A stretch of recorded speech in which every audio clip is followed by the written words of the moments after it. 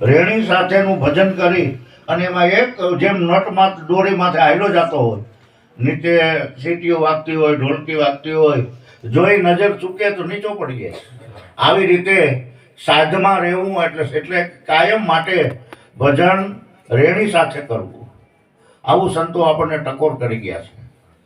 આ સંતોએ અનેક ઇશારા કર્યા છે. કોઈએ રાગ, તાલ, ભજન, યજન, કીર્તન, મનન, ચિંતન, આચરણ ઘણા દ્વારા લોકોને સમજાવવાના પ્રયાસો કર્યા છે.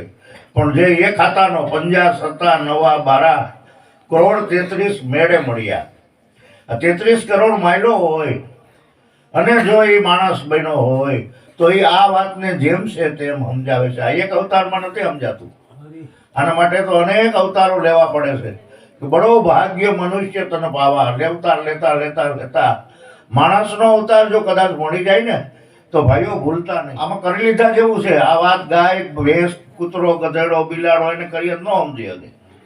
પણ ખરા અર્થમાં જો માણસ હોય એ માણસને આ વાત કરીએ તો સમજી શકે, બોલી શકે, આચરણમાં લઈ શકે અને માણસ ધારે તો દેવ બની શકે. આ દેવગતિને પામવા માટે સંતોએ આવા ઘણા પ્રયાસો કર્યા છે. મહાપુરુષો અહીંયા આવીને આપણને ઘણા ઇશારા કરી ગયા છે. પણ જેને જેને લાગ્યા સંતો શબ્દોના બાણ લાગ્યા ને એના કલેજા વિધાણા, દેખાણું 10મું દ્વાર. જેને જેને લાગ્યા સંતો શબ્દોના બાણ. આ શબ્દ આર હે, શબ્દ પાર હે, શબ્દ કી શબ્દક ઢેરિયા, એમાંથી સત શબ્દની ખોજ કરો. એ સદગુરુ કરો તો એવી કરો, રેણી સાથે કરો.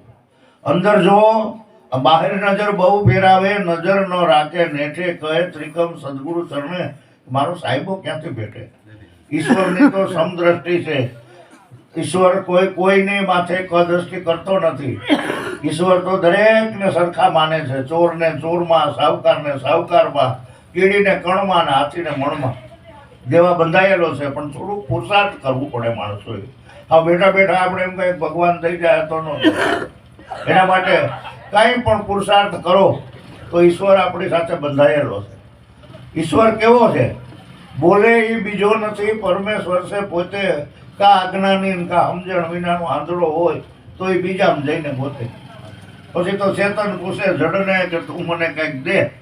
કે તારા જેવા 5 ફીટ કરી ગયા પછી બંધો પેશાબ કરવા બાયણે નીકળો નથી. તારા 5 જણાએ મને બેહાડ હોય કે તારી એક ફૂટી કે ઘરે આંખે જોઈ શકે છો, સમજી શકે છો, વિચારી શકે છો. કબીરને ઘરે એક ફેરી શ્રાદ્ધ નાખવું હતું ને એક બ્રાહ્મણ આવ્યો દૂધ લેવા. કબીર બ્રાહ્મણાનંદ સાગર બેઠા છે, કબીર બેઠા લઈને આવેલા. ગામને જાપે જોયું ને તો એક ગાય મરેલી પડી હતી.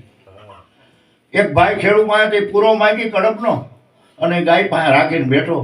માણસ બધા દાંત કાઢે કે કબીર તો ગાંડો થઈ ગયો કે છે હું? આ કાંઈ મરેલ ગાય કોઈથી ખડ ખાય? રામાનંદ સાગરને ખબર પડી. કબીર પાસે આવીને કે કબીર તું શું આવા ગાંડા કાઢે છે? તો કે પ્રભુ ગાંડા તો એ ભાઈ કાઢે છે, હું નથી કાઢતો. કેમ? આ મરેલી ગાય દૂધ દે તો કે તું કાંઈ મરેલા કૂતરું કોઈથી હરાત ખાય? આ બધું આ ભાઈ ગાંડા કાઢે છે. આગળ ગા ઊભી થાય તો હું દૂધનું બોગડું ભરીને આવું. પણ કાંઈ મરેલી ગા કાંઈ ખડ ખાય નહીં એટલે દૂધ દે નહીં.